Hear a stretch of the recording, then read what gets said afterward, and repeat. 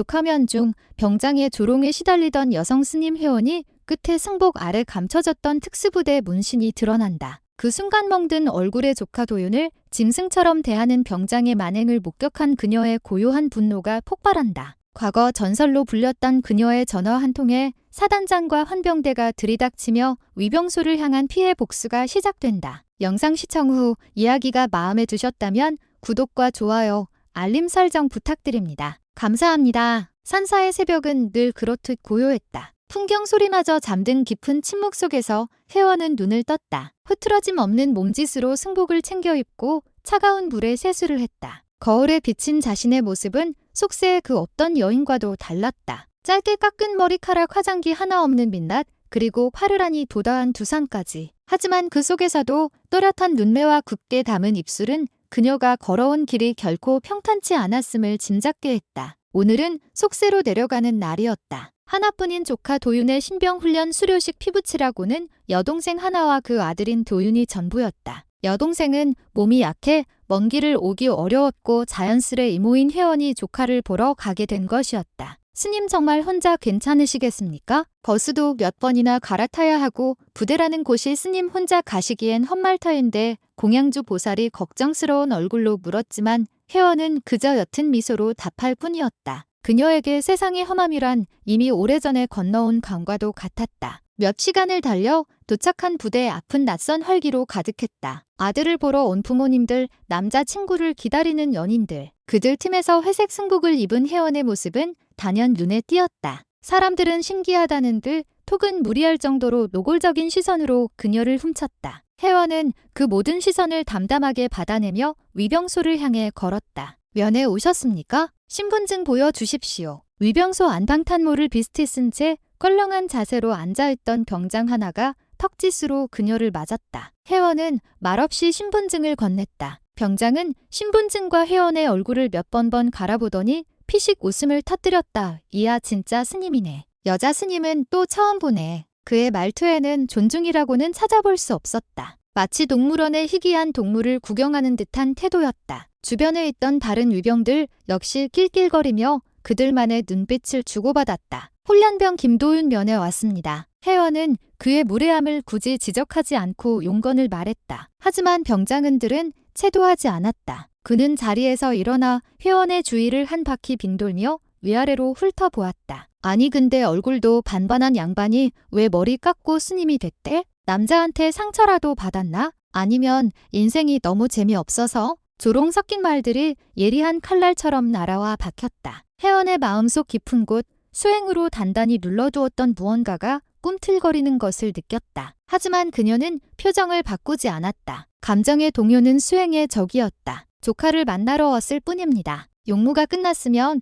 들여보내 주시지요. 아, 급하긴 좀 더 얘기나 합시다. 심심했는데 잘 됐네. 스님들은 진짜 고기도 안 먹고 결혼도 안 하고 그래요. 밤에 외롭지는 않나 몰라? 점점 더 노골적으로 변해가는 희롱의 회원의 눈빛이 차갑게 가라앉았다. 그녀는 더 이상 대구할 까치를 느끼지 못하고 돌아서서 위병소 책임자를 찾으려 했다. 그 순간이었다. 병장이 뒤에서 그녀의 팔을 거칠게 잡아챘다. 어딜 그냥 가려고. 내 말이 말 같지 않나? 회원은 팔을 뿌리치려 했지만 병장은 악착같이 달라붙었다. 실랑이를 벌이는 와중에 그의 손이 회원의 승복 옷깃을 잡아당겼다. 순간 헐거워진 옷깃 사이로 하얀 목덜미와 쇄골이 언뜻 드러났다. 그리고 그 쇄골바로 아래 병장의 눈이 휘둥그레졌다. 그곳에는 작지만 선명한 문신이 새겨져 있었다. 검은 독수리가 번개를 움켜쥔 형상. 군대 문양 같기도 하고 무언가 비밀스러운 조직의 상징 같기도 한 범상치 않은 문양이었다.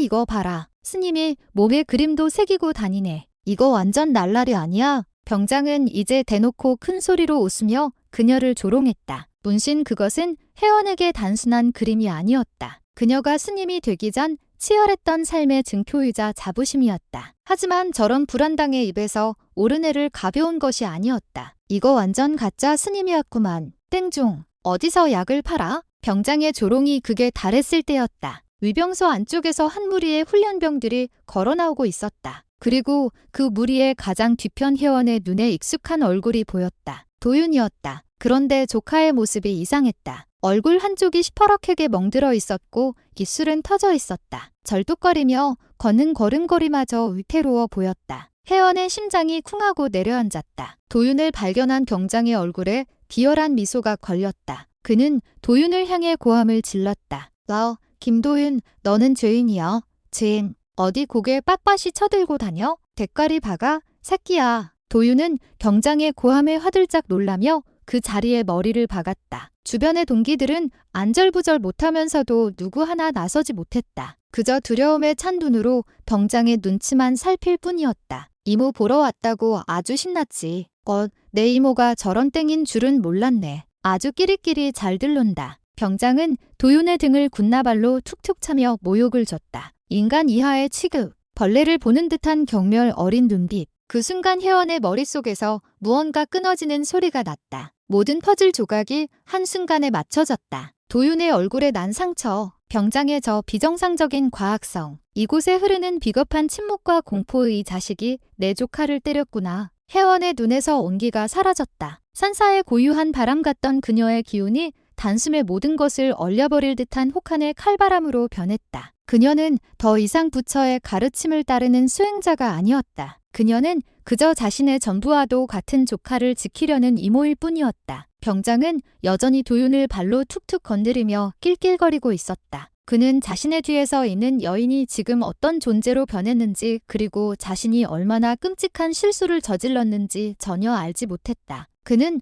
곧 불어닥칠 폭풍의 존재를 까맣게 모르고 있었다. 고요는 폭풍의 전조였다. 혜연은 아무 말 없이 자신의 소매 속에서 작은 휴대폰을 꺼내 들었다. 구형 폴더폰 산사에서는 거의 쓸 일이 없선을 거두는 물건이었다. 삐빅 하는 소리와 함께 전원이 켜지고 익숙한 번호 몇 개가 화면에 떠올랐다. 그녀의 손가락은 망설임 없이 단축 번호 하나를 길게 눌렀다. 신호미 채 3번도 울리기 전에 중후하고 힘있는 목소리가 수화기 너머에서 들려왔다. 서연이냐? 오랜만에 듣는 자신의 속명이었다. 윤서연 회원은 잠시 눈을 감았다. 예, 저입니다. 장군님. 그녀의 목소리는 조금 전과는 비교할 수 없을 정도로 낮고 차분했다. 하지만 그 안에는 강철 같은 의지가 서려 있었다. 내 목소리를 얼마 만에 듣는 건지 모르겠구나. 산사는 평안하고. 그런데 어쩐 일이냐? 내가 나에게 먼저 연락할 정도면 보통 일은 아닐 터인데 평안을 깨뜨리는 일이 생겼습니다. 죄송하지만 장군님의 도움이 필요합니다. 혜원의 시선은 여전히 땅에 머리를 박고 있는 조카 도윤과 그를 비웃으며 내려다보는 병장에게 고정되어 있었다. 병장은 혜원이 누군가에게 전화를 거는 것을 보고는 더욱 기고만장해졌다. 어주 전화질이네. 어디다 이르려고 부처님한테? 하하, 부처님 오신다고 해도 너 오늘 여기서 못 나가. 그는 혜원에게 다가가 휴대폰을 빼앗으려 손을 뻗었다. 그 순간 혜원이 그를 돌아보았다. 병장은 저도 모르게 움찔하며 손을 거두었다. 방금 전까지 순한 양처럼 보이던 여인의 눈빛이 아니었다. 그것은 먹잇감을 앞에 둔 맹수의 눈빛 혹은 적의 심장을 꿰뚫어 보던 전사의 눈빛이었다. 병장은 본능적인 위기감을 느꼈지만 있어 태어난 척 허세를 부렸다. 뭘 봤더니 혜원은 그를 무시하고 다시 수화기에 집중했다. 장군님, 제가 지금 육군 청룡부대 위병소 앞에 와 있습니다. 청룡부대? 거긴 최전방 사단인데 거기까진 어쩐 일로 제 조카가 이곳에서 신병 훈련을 마쳤습니다. 면회를 왔는데 불미스러운 일을 겪고 있습니다. 혜원은 최대한 감정을 배제하고 조금 전 위병소에서 벌어진 일들을 담하게 설명하기 시작했다. 병장의 희롱과 폭건 옷깃을 잡아당긴 행위, 그리고 쇄골의 문신을 보고 조롱한 사실까지 마지막으로 멍든 얼굴로 나타난 조카 도윤이 병장에게 당하고 있는 모욕적인 처사까지 수하기 너머의 목소리가 점점 싸늘하게 굳어지는 것이 느껴졌다. 혜원의 설명이 끝나자 잠시 침묵이 흘렀다. 이윽고 이전과는 비교할 수 없는 서리빨 같은 목소리가 들려왔다. 그 문신을, 그놈이 감히 그 문신을 입에 올렸단 말이냐? 예, 장군님 알겠다. 전화 끊지 말고 셔츠 단추 하나만 풀어주겠나? 그놈이 똑똑히 볼 수 있도록 혜원은 잠시 망설였지만 이내 장군의 의도를 알아차렸다. 그녀는 천천히 승복의 목 부분에 있는 작은 단추를 하나 풀었다. 그러자 아까보다 훨씬 더 선명하게 검은 독수리가 번개를 움켜준 문신이 모습을 드러냈다. 병장은 그녀의 행동에 의한 표정을 짓다가 이내 드러난 문신을 보고 다시 한번 비웃음을 터뜨렸다. 아예 광고를 해라. 광고를 해. 나 불량 스님이라고. 그때 수학이 넘어서 장군의 목소리가 천둥처럼 울려 퍼졌다. 혜원은 스피커폰으로 바꾸지 않았지만 그 목소리는 너무도 크고 위험이 넘쳐 바로 옆에 있는 병장의 귀에까지 희미하게 들릴 정도였다. 지금 당장 청룡부대 사단장과 헌병대장 연결해 5분 내로 내 앞에 대기시키라고 해? 당장 병장의 얼굴이 순간 굳어졌다. 장난치는 목소리가 아니었다. 전화기 너머에서 들려오는 짧은 외침이었지만 그 안에 담긴 권위와 분노는 평생 사병으로만 지내온 그가 감히 상상할 수 없는 종류의 것이었다. 서연아, 그 위병소 병장 이름이 뭐냐? 혜원은 병장의 가슴에 달린 명찰을 쳐다보았다. 병장 이준호입니다. 병장의 동공과 지진처럼 흔들리기 시작했다. 자신의 이름이 저 여자의 입을 통해 전화기 너머의 정체모를 장군에게 보고되었다는 사실이 믿기지 않았다. 설마 하는 불안감이 엄습했다. 병장 이준호라 알겠다. 서연아, 이제 그 휴대폰을 그 버러지 같은 놈에게 건네주어라. 내가 직접 말하겠다. 혜원은 말없이 휴대폰을 이병장에게 내밀었다. 이병장은 잠시 망설이다가 마지못해 떨리는 손으로 휴대폰을 받아들었다. 여보세요. 그가 조심스럽게 입을 열자마자 고막을 찢을 듯한 호령이 터져나왔다. 내 놈이 병장 이준호이냐? 예. 그렇습니다. 이병장은 저도 모르게 허리를 꼿이 세우고 관등 성명을 댔다. 목소리의 주인이 누구인지는 몰라도 그가 최소한 대대장이나 연대장급보다 훨씬 높은 사람이라는 것을 본능적으로 직감했다. 내 놈, 지금 내 눈앞에서 계신 분의 쇄골에 있는 문신이 무엇을 의미하는지 아는가? 모르겠습니다. 그것은 내 놈 같은 버지들이 감히 입에 담을 수도 없는 대한민국에서 가장 명예로운 군인들에게만 허락되는 낙인이다. 국가를 위해 목숨을 내던지고 이름도 빛도 없이 사라져 간 영웅들의 증표란 말이다. 이병장은 숨쉬는 것조차 잊었다. 휴대폰을 든 손이 사시나무처럼 떨렸다. 내 놈은 지금 살아있는 전설을 능멸하고 군인의 명예를 더럽혔다. 내 놈의 군 생활은 오늘로 끝이다. 아니, 내 놈의 인생이 오늘 끝날 수도 있다. 알아들었나? 잘못했습니다. 이병장의 얼굴이 하얗게 질려갔다. 그는 다급하게 혜원을 향해 고개를 숙였다. 아니, 거의 땅에 머리를 박을 기세였다. 스님, 제가 정말 죽을 죄를 지었습니다. 한 번만 용서해 주십시오. 하지만 혜원은 그를 쳐다보지도 않았다. 그녀의 시선은 오직 이 모든 상황을 어리둥절하게 지켜보며 천천히 몸을 일으키고 있는 조카 도윤에게 향해 있었다. 그리고 바로 그때였다. 부대 저편에서부터 여러 대의 차량이 내는 날카로운 사이렌 소리가 들려오기 시작했다. 소리는 순식간에 가까워졌고 위병소 앞으로 검은색 지휘관 차량과 함께 헌병이라고 쓰인 순찰차 여러 대가 먼지를 일으키며 급장거했다. 차문이 열리고 별 2개가 번쩍이는 사단장과 헌병대장이 황급히 뛰어내렸다. 그들의 얼굴은 사색이 되어 있었다. 그들은 주변을 둘러볼 틈도 없이 승복을 입은 채 고요히 서 있는 혜원과 그녀 앞에서 흑빛 얼굴로 굳어버린 이병장을 발견했다. 상황은 이제부터 시작이었다. 위병소 앞의 공기는 납처럼 무겁게 가라앉았다. 사단장은 혜원의 앞에 서서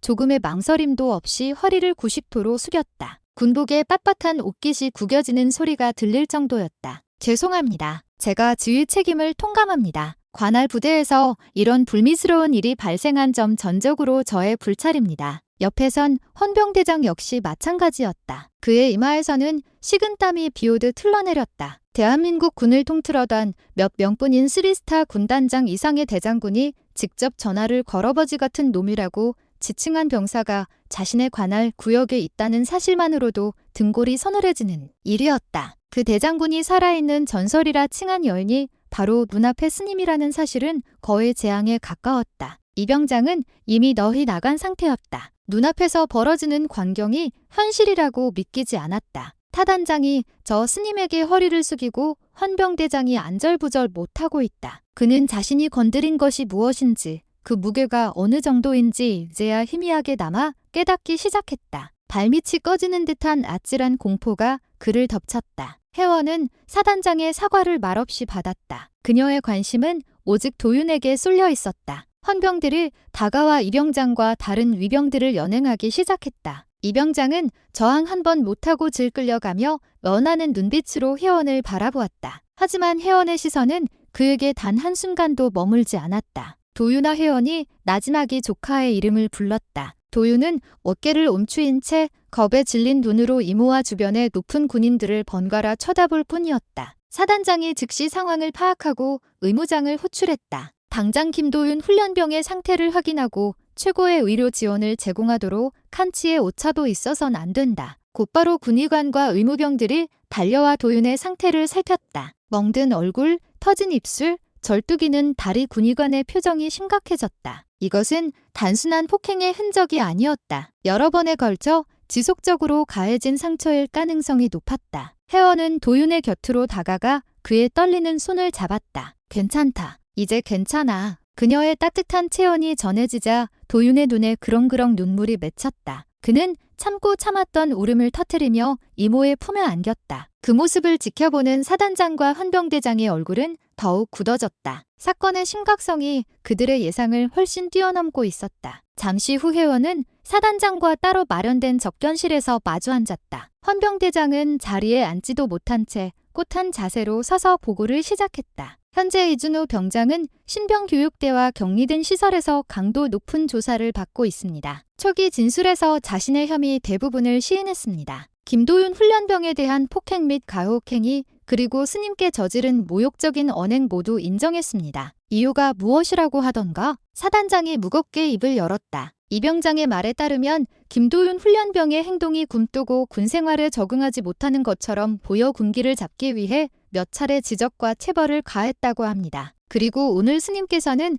헌병대장은 차마 입에 담기 민망하다는 듯 잠시 말을 멈췄다가 이었다. 평소 여자 스님에 대한 편견이 있었고 문신을 본 뒤로는 불량한 사람이라 단정하고 객기를 부렸다고 진술했습니다. 혜원은 말없이 차를 한 모금 마셨다. 그녀의 표정은 고요한 호수와 같아서 그 깊이를 짐작할 수가 없었다. 그 진술 믿으십니까? 혜원의 나지막한 질문에 헌병대장의 어깨가 움찔했다. 현재까지는 피해자의 진술에 의존할 수밖에 없습니다. 추가적인 조사를 통해 정확한 사실관계를 파악하겠습니다. 그 병장 하나를 처벌하는 것으로 이 일이 마무리될 것이라 생각하십니까? 혜원의 목소리에는 날카로움이 깃들어 있었다. 이준호 병장의 눈빛 그리고 제조카를 대하던 태도는 단순한 군기 잡기가 아니었습니다. 그것은 한 인간에 대한 완전한 지배와 경멸이었습니다. 그리고 주변의 다른 병사들 그들은 공포에 질려 있었습니다. 한 명의 병장이 만들어낼 수 있는 공포가 아닙니다. 그 뒤에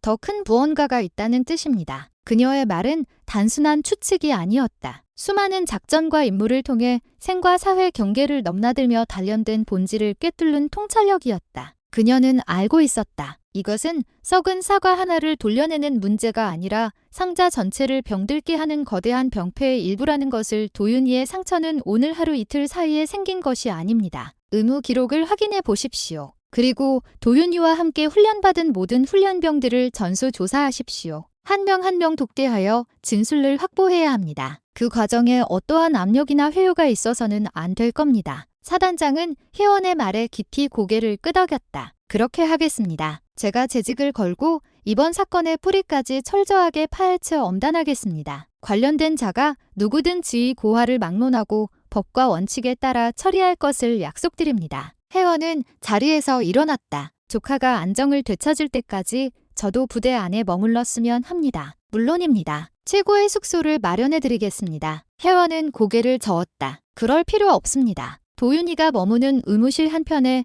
작은 공간이면 충분합니다. 그녀의 단호한 태도에 사단장은 더 이상 권하지 못했다. 그 시각 독방에 갇힌 이 병장은 극심한 공포 속에서 조사를 받고 있었다. 그는 자신이 저지른 지시 한계인에 대한 폭행을 넘어 군 전체의 명예를 뒤흔 사건이 되었음을 깨달았다. 그는 어떻게든 자신만의 잘못으로 이 사건을 축소시켜야 살아남을 수 있다고 생각했다. 그래서 그는 개인의 일탈이라는 거짓의 벽 뒤에 필사적으로 숨으려 했다. 하지만 그는 몰랐다. 자신이 상대하고 있는 여인이 어떤 사람인지, 그녀가 몸담았던 세계가 어떤 곳인지, 그리고 그녀의 등 뒤에서의 모든 상황을 지켜보고 있는 거대한 존재가 이 사건을 결코 개인이 일탈 따위로 종결시키도록 내버려 두지 않을 것이라는 사실을 폭풍은 이제 막 그 눈을 드러냈을 뿐이었다. 그 중심에는 모든 것을 꿰뚫어보는 듯한 고요한 눈빛의 여성 혜원이 서 있었다. 도윤은 의무실 침대에 누워 뜬눈으로 밤을 지새웠다. 이모인 혜원은 옆에 놓인 간리자에 앉아 미동도 없이 조카를 지켜보고 있었다. 약을 먹고 치료를 받았지만 얼굴의 멍과 온몸에 퍼진 통증보다 더 그를 괴롭히는 것은 마음속의 공포였다. 도윤아 혜원의 부름에 도윤의 어깨가 살짝 떨렸다. 이병장이 너를 때리기 시작한 게 언제부터니? 잘 모르겠습니다. 도윤의 대답은 웅얼거림에 가까웠다. 그는 이모의 시선을 피하며 이불을 뒤척였다. 정확히 말해야 한다. 그래야 너를 도울 수 있어. 훈련소 들어오고 얼마 안 돼서부터 그냥 제가 좀 어리바리하고 그러니까 군기 잡는다고. 그의 대답은 헌병대장이 보고했던 이병장의 진술과 정확히 일치했다. 하지만 혜원은 그 말을 믿지 않았다. 도윤의 눈빛이 불안하게 흔들리고 있었다. 무언가를 숨기고 있거나 혹은 말하지 못하는 두려움에 사로잡혀 있었다. 혜원은 더 이상 묻지 않았다. 지금 도윤에게 필요한 것은 신문이 아니라 안정이라는 것을 알았다. 그녀는 그저 조카의 이마에 맺힌 식은땀을 닦아주며 밤을 지켰다. 다음 날 헌병대의 대대적인 조사가 시작되었다. 사단장의 지시 아래 도윤이 속했던 신병교육대대는 발칵 뒤집혔다. 모든 훈련병들은 개별적으로 분리되어 조사를 받았다. 처음에는 대부분의 훈련병들이 입을 굳게 닫았다. 이병장에 대한 두려움 그리고 군대라는 폐쇄된 사회 특유의 침묵의 카르텔 때문이었다. 이준호 병장이 김도윤 훈련병을 폭행하는 것을 본 적 있나? 헌병 수사관의 질문에 훈련병들은 하나같이 고개를 저었다. 잘 모르겠습니다. 저는 보지 못했습니다. 이병장님은 엄하긴 했지만 좋은 분이었습니다. 조사는 제자리 걸음을 맴돌았다. 이병장 한 명의 처벌로 사건이 마무리될 것처럼 보였다. 하지만 혜원의 예견대로 균열은 예상치 못한 곳에서 시작되었다. 헌병대는 훈련병들의 개인 소지품과 관물대를 정밀 조사하기 시작했다. 그리고 도윤의 동기였던 한 훈련병의 수첩에서 이상한 메모가 발견되었다. 방패 5번째, 나도 암호처럼 보이는 짧은 단어. 수사관은 이 메모를 쓴 훈련병 김일병을 집중적으로 추궁했다. 김일병은 처음에는 극구 부인했지만 계속되는 압박과 회유 끝에 결국 울음을 터뜨리며 입을 열었다. 무서워서 말할 수 없었습니다. 그의 입에서 나온 이야기는 충격적이었다. 신병교육대 내에는 방패라고 불리는 비밀스러운 사조직이 존재했다. 주로 선임 병장들과 일부 부사관들이 주축이 되어 새로 들어온 신병들 중에서 자신들의 마음에 드는 아이들을 골라 조직원으로 받아들였다. 그들은 자신들을 부대를 지키는 진정한 방패라고 칭했지만 실상은 폭력과 금품갈취 각종 부조리를 일삼는 범죄 집단에 가까웠다. 방패의 멤버가 되면 각종 훈련이나 작업에서 열애되는 특혜를 누리는 대신 조직에 절대적으로 충성해야 했다. 그리고 그 충성을 증명하는 의식이 바로 가입식이라는 이름의 집단 구타였다. 도윤이도 방패에 들어가고 싶어 했습니다. 강해 보이고 싶다고 그러면 아무도 무시하지 않을 거라고. 김일병의 진술에 따르면 도윤의 얼굴에 난 상처는 이병장 혼자 만든 것이 아니었다. 그것은 방패의 멤버들이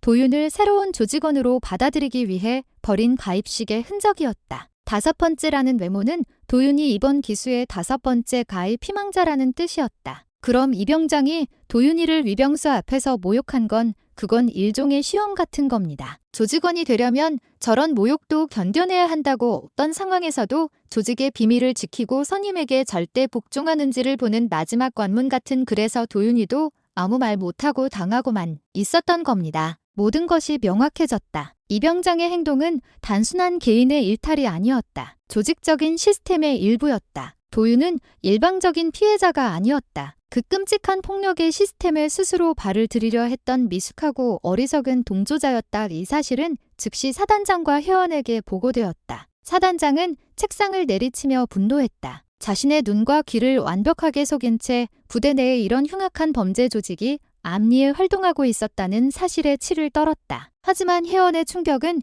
그와는 다른 종류의 것이었다. 그녀는 조카 도윤에 대한 깊은 슬픔과 배신감을 느꼈다. 그저 약하고 순진한 피해자라고만 생각했던 조카가 그릇된 욕망으로 폭력의 세계에 스스로 발을 들여놓으려 했다는 사실이 그녀의 가슴을 아프게 찔렀다. 그녀는 의무실로 돌아와 잠든 도윤의 얼굴을 내려다보았다. 시퍼게 벙든 얼굴 위로 그녀가 알지 못하는 욕망과 두려움의 그림자가 어른거렸다. 도윤아, 어쩌자고 그런 끔찍한 선택을 하려 했느냐? 그녀의 나지막한 탄식은 허공에 흩어졌다. 이제 사건은 새로운 국면으로 접어들었다. 이것은 단순한 폭행 사건이 아니라 군대 내 사조직 즉 방패라는 이름의 암세포를 뿌이 뽑아야 하는 거대한 수술이 되었다. 혜원은 자신의 개입이 결국 더 큰 진실을 수면 위로 끌어올렸음을 직감했다. 하지만 그녀는 아직 알지 못했다. 이것이 끝이 아니라는 것을. 방패의 존재는 더 깊고 어두운 심연으로 들어가는 입구에 불과하다는 사실을, 그리고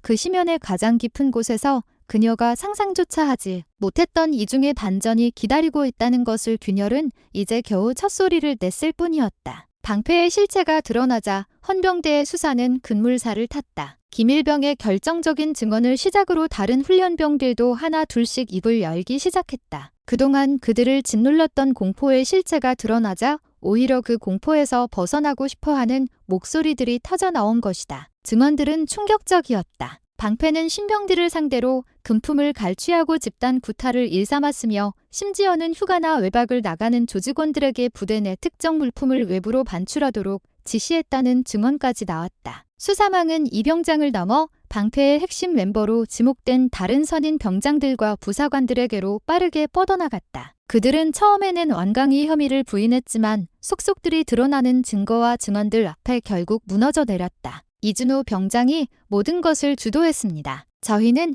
그저 지시에 따랐을 뿐입니다. 궁지에 몰린 조직원들은 서로에게 책임을 떠넘기기 시작했다. 견고해 보였던 그들만의 방패는 진실 앞에서 모래성처럼 허물어지고 있었다. 혜원은 수사 과정을 묵묵히 지켜보았다. 그녀는 사단장에게 한 가지를 요청했다. 이준호 병장을 직접 만나게 해달라는 것이었다. 사단장은 잠시 망설였지만 그녀의 단호한 눈빛을 보고 이에 허락했다. 취조실의 차가운 공기 속에서 혜원과 이 병장은 마주 앉았다. 며칠 사이에 이 병장은 완전히 다른 사람이 되어 있었다. 오만하고 거만했던 모습은 온데간데 없고 절망과 공포에 찌든 한 청년의 모습만이 남아 있었다. 왜 그랬나? 혜원의 첫 질문은 단순했다. 죄송합니다. 이 병장은 고개를 숙인 채 기계적으로 사과만 반복했다. 나는 자네의 사과를 받으러 온 것이 아닐세. 이유를 듣고 싶을 뿐이야. 어쩌다 한 젊은이가 동료를 짓밟는 괴물이 되었는지 그 시작이 궁금해서 왔네.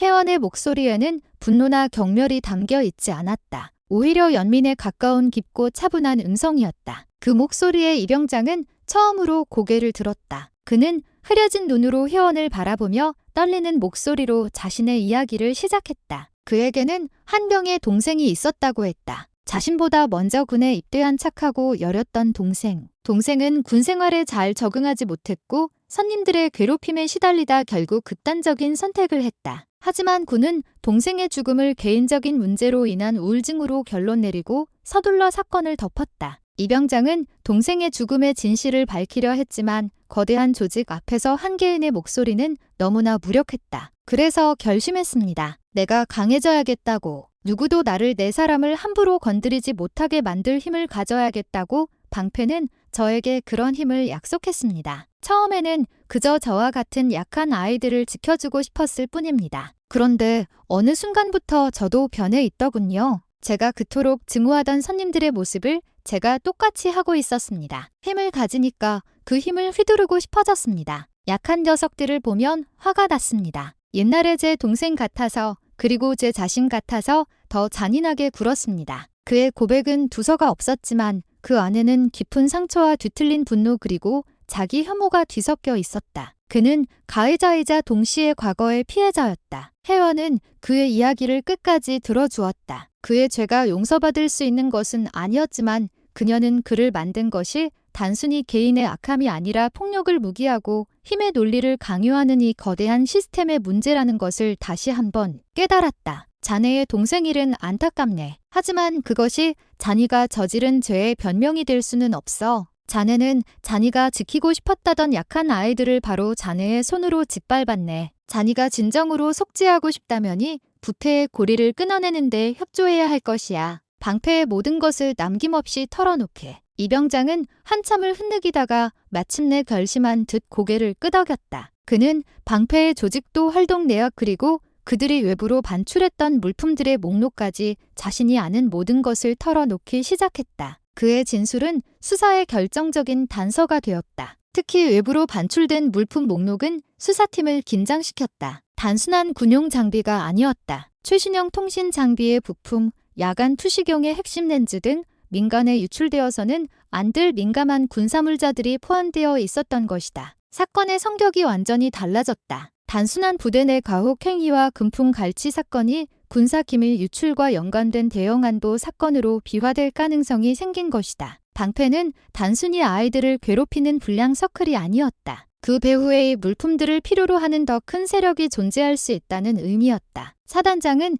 즉시 국군 방첩사령부에 협조를 요청했다. 군 최고의 정보수사 기관이 움직이기 시작했다. 한편 혜원은 조카 도윤을 다시 만났다. 도윤은 자신의 어리석은 선택이 부대 전체를 뒤흔드는 거대한 사건으로 번졌다는 사실에 완전히 주눅이 들어 있었다. 이모, 제가 잘못했어요. 정말 잘못했어요. 이제라도 알았으면 됐다. 하지만 도윤아, 너는 단순히 벌을 받는 것으로 일을 끝내서는 안 된다. 내가 왜 그런 선택을 했는지, 무엇이 너를 그릇된 길로 이끌었는지 스스로 깊이 성찰해야 한다. 그리고 내가 알고 있는 것을 모두 정직하게 말해야 한다. 그것이 내가 지은 죄의 무게를 조금이나마 더는 유일한 길이다. 혜원은 도윤의 눈을 똑바로 바라보며 물었다. 이병장이나 다른 선임들이 너에게 부대 밖으로 무언가를 가져다 달라고 부탁한 적이 있었니? 도윤의 동공이 가늘게 떨렸다. 그는 잠시 망설이다가 힘겹게 입을 열었다. 네, 있었습니다. 무엇이었지? 작은 상자였습니다. 아주 무거운 금속 상자였습니다. 가입식 날 그걸 성공적으로 바깥에 누군가에게 전달하면 저를 정식 멤버로 받아주겠다고 했습니다. 심연의 그림자가 더욱 짙어지고 있었다. 조카 도윤은 단순한 가입 희망자가 아니었다. 그는 군사 물품 밀반 출이라는 중대한 범죄의 하수인으로 이용될 뻔했던 것이다. 그리고 위병수 앞에서 벌어졌던 그 모욕적인 상황은 외부의 감시를 피하면서 자연스럽게 면회 온 가족을 통해 물건을 전달하기 위한 치밀한 계획의 일부였을 가능성이 떠올랐다. 그렇다면 혜원의 등장은 그들의 계획을 완전히 틀어버린 예상 밖의 변수였다. 그리고 그녀의 쇄골에 있던 문신은 그들이 결코 건드려서는 안 될 판도라의 상자를 열어버린 스위치였던 셈이다. 혜원은 싸늘한 예감에 휩싸였다. 이 사건의 배후는 생각보다 훨씬 더 깊고 조직적이며 위험한 세력일 수 있었다. 그리고 자신의 조카는 그 위험한 개임의 가장 말단에서 소모품으로 쓰일 뻔했다. 그녀의 눈빛이 다시 한번 과거의 전사처럼 날카롭게 빛나기 시작했다. 제육장봉인 기업 전사의 노래밤이 깊었다. 혜원은 의무실 창밖으로 펼쳐진 군부대의 적막한 풍경을 내려다보았다. 불친번을 서는 병사들의 그림자가 간간히 어둠을 갈랐다. 평화로워 보이느니 공간의 이면에 썩어 문드러진 종양과 같은 거대한 음모가 도사리고 있었다. 그녀는 무심코 자신의 쇄골을 얼로만졌다. 승복 아래 피부 깊숙이 새겨진 독수리 문신. 그것은 단순한 표식이 아니었다. 수많은 기억과 감정, 그리고 그녀가 송두리째 묻어버린 과거 그 자체였다. 눈을 감자 화약 냄새와 피비린내가 현실처럼 코끝을 스쳤다. 속명 윤서연. 그녀는 대한민국 육군 특수전사령부 내에서도 가장 비밀스러운 임무를 수행하는 부대 백호의 팀장이었다. 그녀가 이끌던 팀은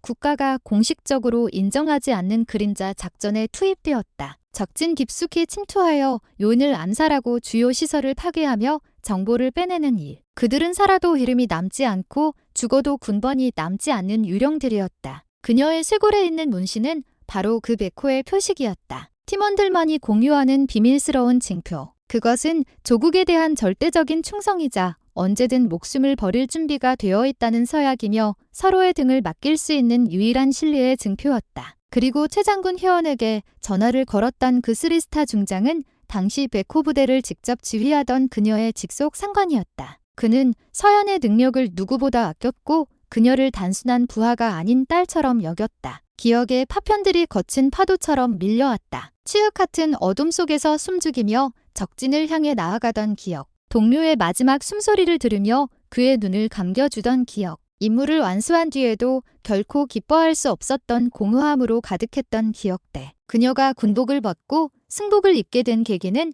마지막 작전 때문이었다. 적국의 핵개발 시설을 파괴하라는 임무였다. 작전은 성공적으로 끝나는 듯했다. 하지만 철수 과정에서 예상치 못한 적의 매복에 걸려들었다. 팀은 순식간에 고립되었고 치열한 교전이 벌어졌다. 그녀는 팀원들을 살리기 위해 스스로 미끼가 되었다. 적들의 시선을 자신에게 셔츠 단추를 끄는 동안 남은 팀원들이 탈출로를 확보하도록 했다. 총알이 빗발치는 와중에도 그녀의 사격은 한치의 오차도 없었다. 하지만 중거부적이었다. 총상이 어깨를 파고 들고 옆구리에서 피가 쏟아져 나왔다. 정신이 혼미해지는 와중에도 그녀는 끝까지 방아쇠를 놓지 않았다. 그리고 마침내 최장군이 이끄는 구출 부대가 도착했을 때 그녀는 적들의 시체 덤미 위에서 홀로 살아남아 있었다. 그녀는 영웅이 되었다. 비공식적인 훈장과 함께 파격적인 진급이 약속되었다. 하지만 그녀는 모든 것을 거절했다. 자신을 구하기 위해 희생된 다른 부대원들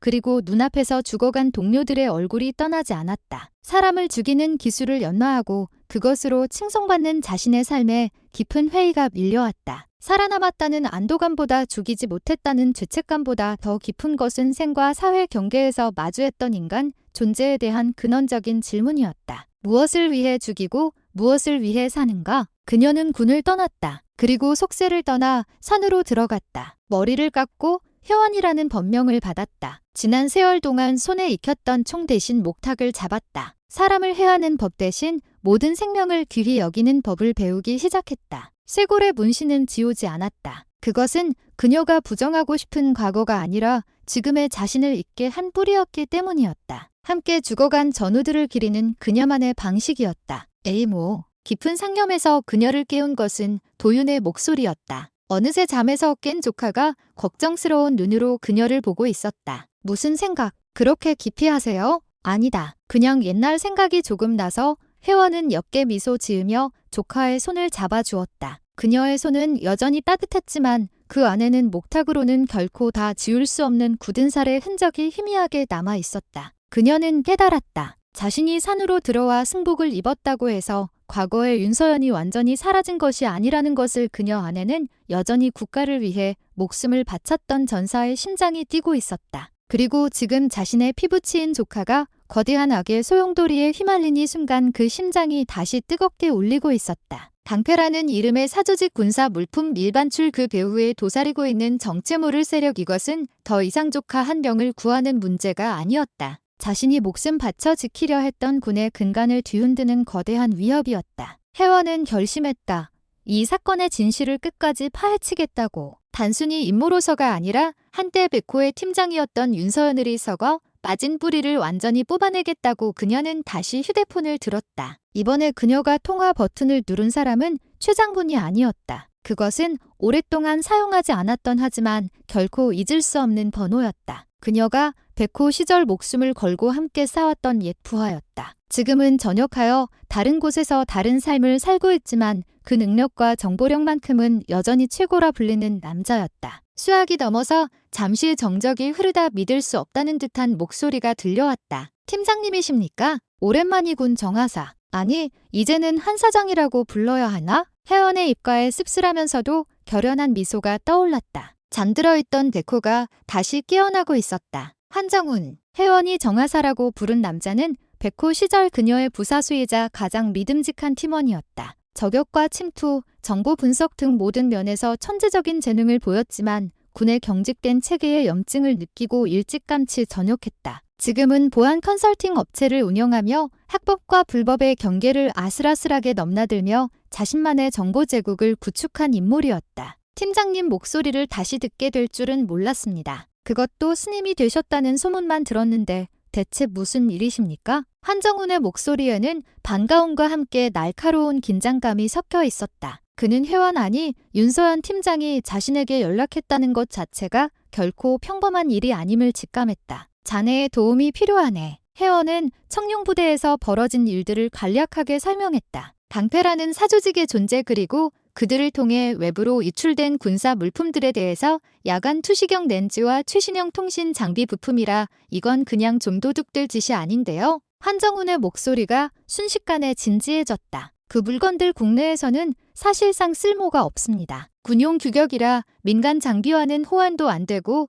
개인이 소지하는 것 자체가 불법이죠. 저런 물건들을 필요로 하는 곳은 단 몇 군데뿐입니다. 예를 들면 산업 스파이 조직 혹은 적성국 정보기관 아니면 그들에게 물건을 넘기는 브로커들이겠죠. 부대 내의 방패라는 놈들은 그저 꼬리에 불과합니다. 진짜 몸통은 밖에 있다는 소리죠. 혜원이 예상했던 바였다. 도윤이가 전달하기로 했던 무거운 금속 상자. 그것이 무엇일지 짐작가는 게 있나? 한정훈은 잠시 생각에 잠겼다. 무게가 상당한 군용 금속 상자라 종류는 많습니다만 만약 통신 장비나 광학 장비와 관련된 것이라면 주파수 변환 모듈이나 특수압금 렌즈 원판 같은 것일 수 있습니다. 둘 다 작지만 무게가 엄청나고 국가 안보와 직결되는 초정밀 부품들입니다. 만약 그게 넘어갔다면 이건 보통 심각한 문제가 아닙니다. 그 상자는 아직 부대 안에 있을 걸세. 내 등장으로 계획에 차질이 생겼을 테니 문제는 그 상자를 회수하고 외부의 몸통을 찾아내는 것이다. 군의 공식적인 수사 라인도 움직이고 있지만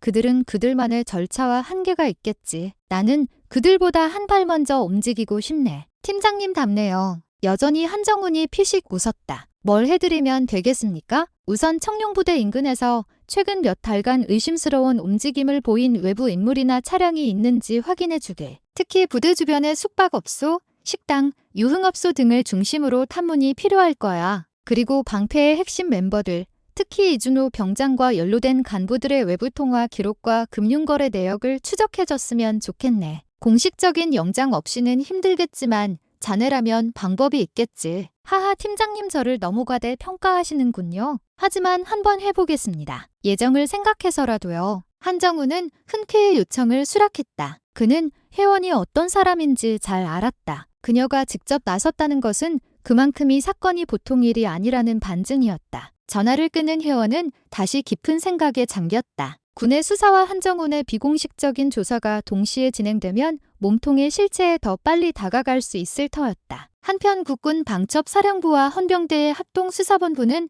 방패의 핵심 인물들을 소환해 강도 높은 조사를 벌이고 있었다. 그 과정에서 새로운 사실이 밝혀졌다. 방패를 실질적으로 지휘하고 외부 세력과 연결한 인물이 이병장이 아니라 신병교육대대의 행정보급관인 박상사라는 것이었다. 박상사는 평소 온화하고 성실한 모습으로 위아래 모두에게 신임이 두터운 인물이었다. 그가 이 모든 일의 배후였다는 사실에 부대는 또 한 번 충격에 빠졌다. 그는 자신의 직위를 이용해 군소 창고의 물품 관리 기록을 조작하고 방패 조직원들을 동원해 체계적으로 군사 물품을 빼돌려왔다. 하지만 박상사는 입을 굳게 다물었다. 그는 자신이 모든 것을 계획하고 실행했으며 외부의 누구와도 접촉한 적이 없다고 주장했다. 전형적인 꼬리 자르기였다. 그는 외부의 몸통을 보호하고 그 대가로 자신의 가족이 보상을 받거나 자신의 형량이 줄어들기를 기대하고 있을 가능성이 높았다. 수사는 다시 벽에 부딪혔다. 박상사의 입을 열지 못하면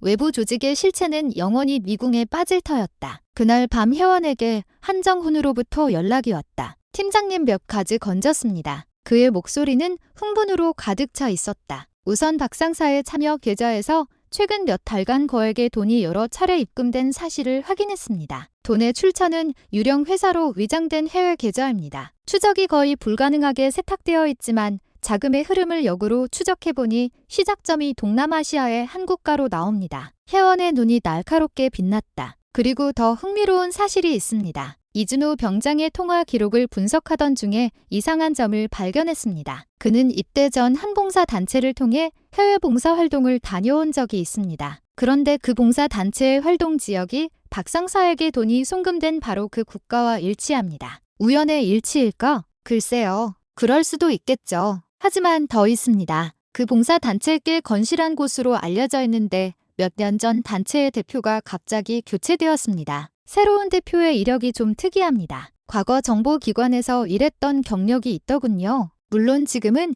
완전히 손 씻고 봉사활동에만 매진하고 있다고는 하지만 혜원의 머릿속에서 흩어져 있던 퍼즐 조각들이 서서히 맞춰지기 시작했다. 봉사단체를 위장한 정보 조직. 그들은 순진한 청년들을 포섭하여 자신들의 정보원으로 활용한다. 이 병장은 동생의 죽음으로 인한 트라우마와 복수심에 사로잡혀 있었고 그런 그의 심리를 파고들어 그를 조종했을 가능성이 있었다. 그리고 군에 입대한 이 병장을 통해 박상사 같은 내부 조력자와 연결시키고 본격적으로 군사물품 밀반출을 시작한 것이다. 이것은 한두 명의 부패한 군인이 벌인 비리가 아니었다. 처음부터 치밀하게 계획되고 해외 정보 기관이 개입했을 가능성이 높은 거대한 스파이 사건이었다. 팀장님, 지금부터는 정말 위험해질 수 있습니다. 상대는 우리가 군에 있을 때 상대하던 그런 어설픈 녀석들이 아닐 겁니다. 알고 있네. 혜원은 담담하게 대답했다. 그래서 자네에게 한 가지 더 부탁해야겠네. 그 봉사단체의 새로운 대표 그의 신상에 대해 더 자세히 알아봐 주게. 그리고 그와 윤서연이라는 이름 사이에 어떤 접점이 있었는지도. 혜원은 불현듯 떠오른 싸늘하고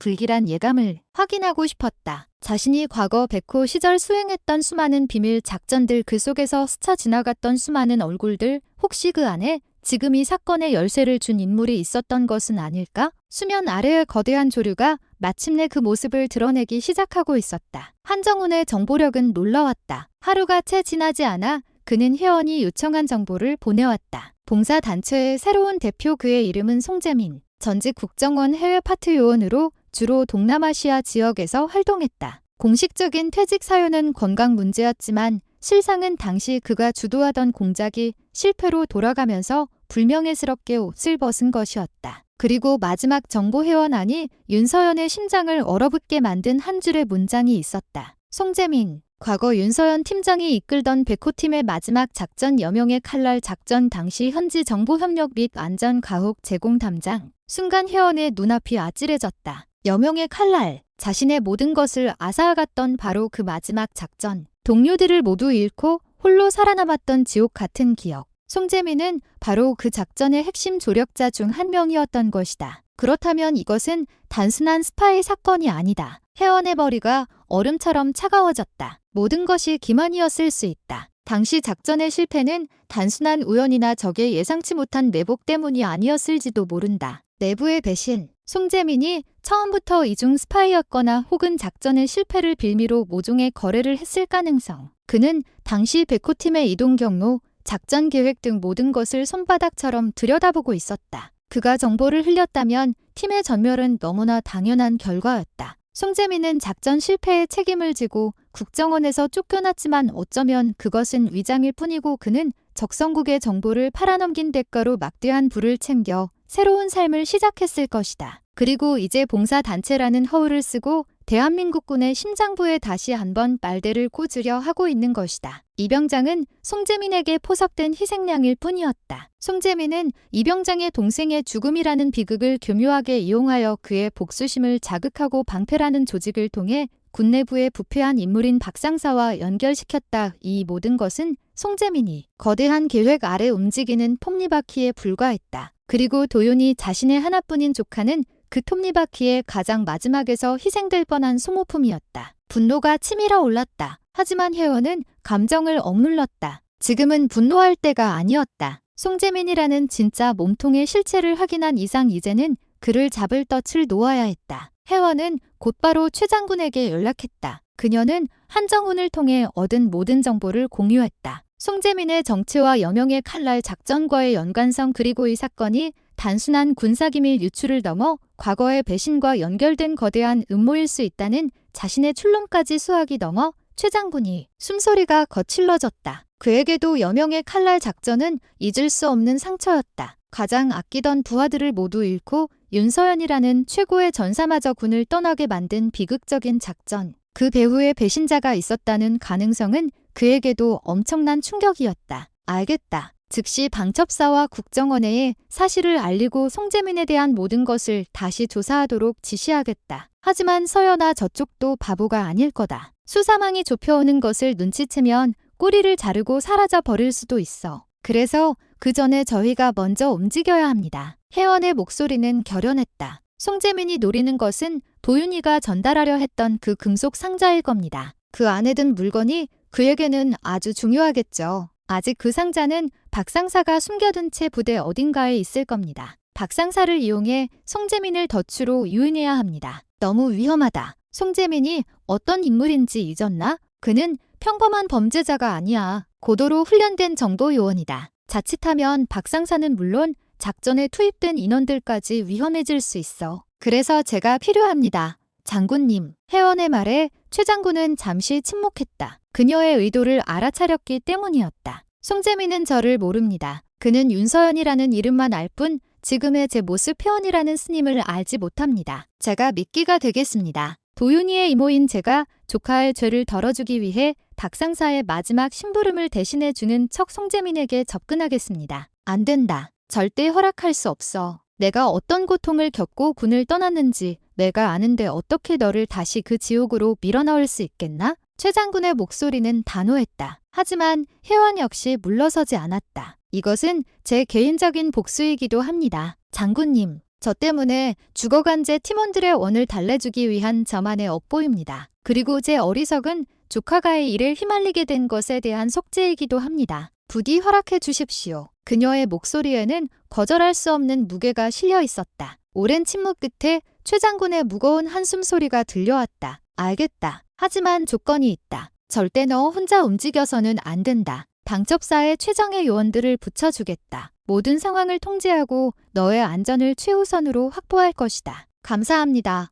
장군님. 작전 계획이 수립되었다. 수사팀은 박상사를 압박하여 송재민에게 연락을 취하도록 했다. 예상치 못한 문제가 생겨 계획이 틀어졌지만 물건은 안전하게 보관하고 있다. 조카의 이모라는 스님이 조카의 선처를 위해 물건을 대신 전달하기로 했다. 송재민은 처음에는 의심했지만 군사 재판에서 조카의 형량을 줄이려는 가족의 절박한 행동이라는 설정은 꽤 그럴듯하게 들렸다. 무엇보다 그는 그 금속 상자를 포기할 수 없었다. 결국 그는 위험을 감수하고 접선에 응하기로 했다. 접선 장소는 부대에서 멀리 떨어진 한적한 폐공장이었다. 혜원은 승복을 입은 채 문제의 금속 상자를 들고 약속된 장소로 향했다. 그녀의 옷 속에는 소형 무전기와 위치 추적 장치가 숨겨져 있었다. 폐공장 주변에는 저격수를 포함한 방첩사 요원들이 이미 그물망처럼 포진해 있었다. 이것으로 모든 것이 끝날 것처럼 보였다. 과거의 배신자를 단하고 거대한 범죄 조직을 일망진하는 것.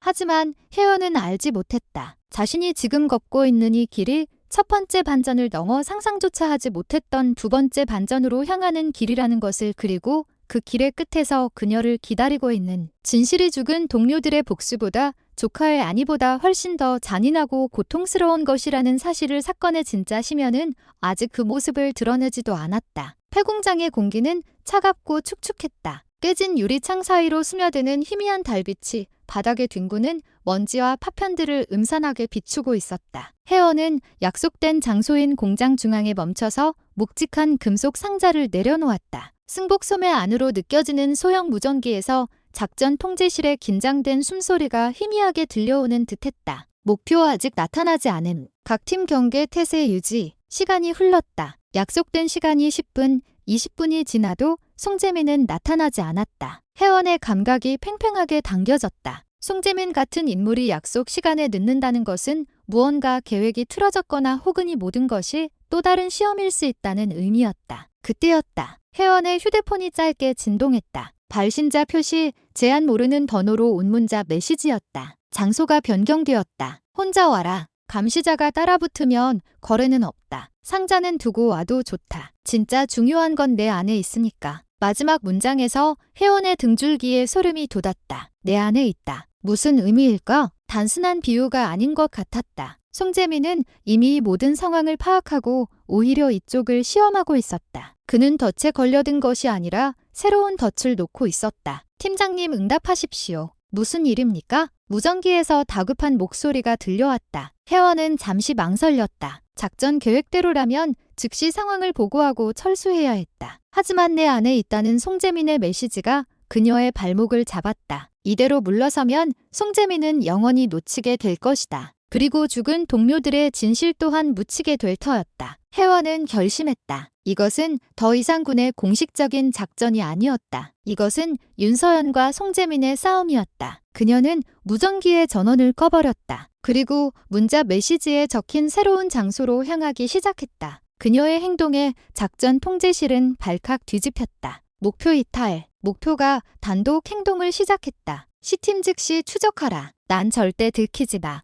혜원은 자신에게 붙었을 추적조를 따돌리기 위해 일부러 복잡한 골목길을 택했다. 과거 백호 시절 적진에서 감시를 따돌리던 기술들이 몸에 배어 있었다. 그녀의 움직임은 승복을 입은 스님의 것이라고는 믿기 어려울 정도로 빠르고 은밀했다. 새로운 약속 장소는 넓고 허름한 다세대 주택의 옥상이었다. 혜원이 옥상 문을 열고 들어서는 순간 등 뒤에서 문이 쾅 닫히며 잠겼다. 옥상에는 한 남자가 서 있었다. 송재민이었다. 사진으로 봤던 것보다 더 마르고 날카로운 인상이었다. 그의 눈빛은 어둠 속에서도 흉하게 빛나고 있었다. 윤서연, 아니 지금은 혜원 스님이라고 불러야 하나? 송재민의 목소리는 차분했지만 그 안에는 승리자의 여유가 묻어 있었다. 내 함정에 스스로 걸어 들어올 줄은 몰랐는데 여전히 대담하군. 아니 무모한 건가? 혜원은 동의하지 않았다. 그녀는 송재민을 똑바로 마주보며 물었다. 어떻게 알았지? 내가 윤서연이라는 것을. 송재민이 비웃었다. 내 조카가 방패에 가입하려 한다는 정보를 입수했을 때부터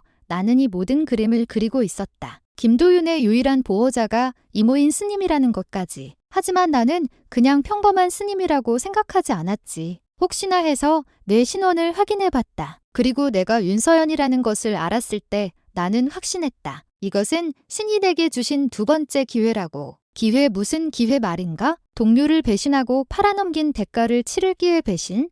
뭘 모르는군. 여명의 칼날 작전. 그건 처음부터 실패할 수밖에 없는 작전이었다. 상부의 무리한 욕심과 잘못된 정보가 빚어낸 비극이었지. 나는 그저 그 속에서 살아남으려 했을 뿐이다. 너처럼 송재민은 혜원에게 천천히 다가왔다. 그의 손에는 작은 금속 탐지기 같은 것이 들려 있었다. 이제 본론으로 들어가지. 내 안에 있다는 말의 의미가 궁금했겠지. 내가 진짜로 원했던 건 그 쇠덩어리 상자가 아니야. 바로 너 내 몸 안에 있는 그것이다. 그는 혜원의 쇄골을 가리다. 정확히는 그녀의 문신이 있는 바로 그 위치였다. 그 문신 데코의 표식 아주 정교하게 새겼더군. 하지만 그냥 그림이 아니지. 마지막 작전 직전 우리는 모두 몸 안에 특수 제작된 마이크로칩을 이식받았다. 기억하나? 적에게 포로로 잡힐 경우를 대비한 위치 추적 및 자폭 기능이 있는 칩이었지. 그리고 그 집안에는 여명의 칼날 작전의 모든 것이 담겨 있다. 작전 계획 목표물의 정보 그리고 당시 상부와 오던 모든 비밀 교신 내용까지 작전이 끝나면 자동으로 파괴되었어야 할 정보였지만 너는 살아남았고 그 집은 내 몸속에서 그대로 잠들어 버린 거다. 혜원의 머리를 망치로 얻어맞은 듯한 충격이 덮쳤다. 그랬다. 그런 집이 있었다. 하지만 그녀는 작전 중 입은 심각한 부상과 정신적 충격으로 그 사실을 까맣게 잊고 있었다. 송재민의 진짜 목적은 군사물품이 아니었다. 그의 목표는 처음부터 혜원, 정확히는 그녀의 몸속에 있는 마이크로칩이었다. 그 안에는 자신이 배신자라는 것을 증명할 결정적인 증거가 담겨 있을 터였다. 그는 그 증거를 없애기 위해 모든 일을 꾸민 것이다. 이제 알겠나? 이병장도 박상사도 심지어 내 불쌍한 조카도 모두 너를 이곳으로 불러내기 위한 장기말에 불과했다. 그리고 너는 아주 훌륭하게 내 계획대로 움직여졌지. 송재민의 얼굴에 사악한 미소가 번졌다. 그는 혜원에게 더 가까이 다가와 그녀의 쇄골 부근에 금속 탐지기를 가져다 댔다. 삐빅하는 날카로운 신호음이 울렸다. 집이 그곳에 있다는 신호였다. 자, 얌전히 칩만 꺼내가면 아무도 다치지 않을 거다. 저항하면 글쎄 옥상에서 스님 한 명실족사하는 것도 그리 이상한 그림은 아닐 텐데. 그 순간이었다. 혜원의 눈빛이 변했다. 조금 전까지의 동요와 충격은 온데간데였고 다시 백호의 팀장 윤서연의 눈빛으로 돌아와 있었다. 그 집에 정말 모든 기록이 다 들어있나? 물론이지. 그렇다면 너는 아주 큰 실수를 한 거다. 송재민, 뭐라고? 그 집안에는 내가 배신자라는 증거만 있는 게 아닐 테니까. 그 작전을 무리하게 밀어붙인 상부의 추악한 거래. 그리고 너 외에 또 다른 배신자들의 이름까지 모두 들어있을 테지. 안 그런가? 송재민의 얼굴이 순간 굳어졌다. 혜원의 말이 맞았다. 그는 칩을 파괴하여 자신의 죄를 덮으려 했지만 동시에 그 칩은 자신을 위협하는 더 큰 세력들을 단주할 수 있는 유일한 무기이기도 했다. 혜원은 그의 심리가 흔들리는 틈을 놓치지 않았다. 그녀는 조용히 숨을 고르며 몸의 중심을 낮췄다. 승복의 넓은 소매 아래 그녀의 손이 단단하게 주먹을 쥐고 있었다. 덫은 이제 뒤집혔다. 송재민이 놓은 덫에 걸려든 것은 혜원이었지만 이제 혜원 자신이 송재민을 옴짝달싹 못하게 할 새로운 덫이 되었다.